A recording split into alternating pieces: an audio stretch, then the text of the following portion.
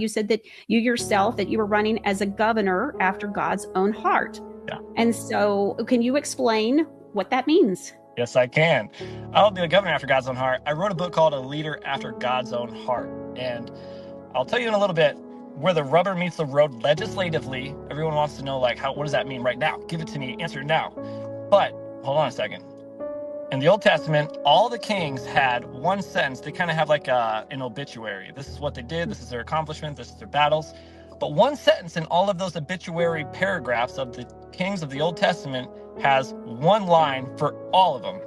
It was either they led the people towards God or they led the people away from God.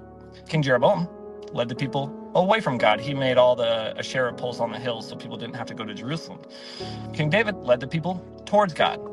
Okay, so a leader after God's own heart. Modern day, this is what the Lord wants to do nowadays.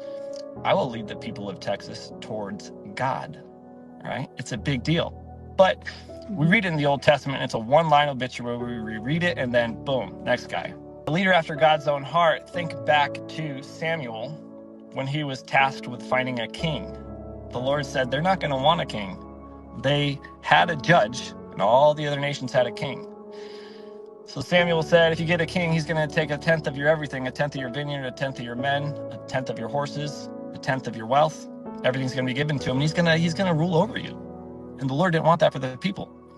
Legislatively, that looks like more of a decentralized and a less surveillance state of Texas.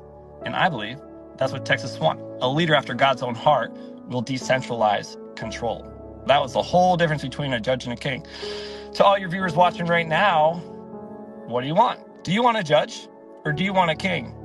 I have a poster on my wall that shows the pillar of fire in the middle of all the Israelites. The 12 tribes were around the tent of meeting where Moses would write down the Torah.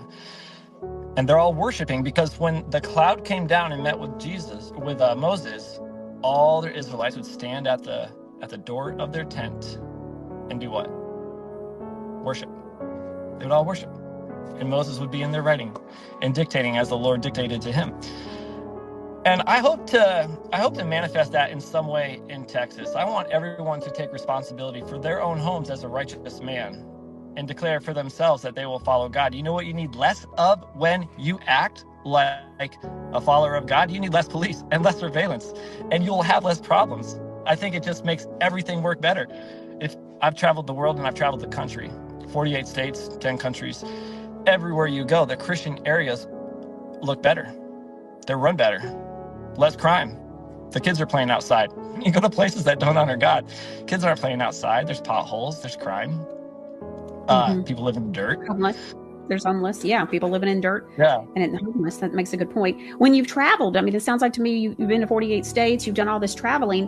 What area, or is there a specific area that stood out to you that looked phenomenally well? Yeah, Texas. And we intentionally came here. We felt called here by Jesus, but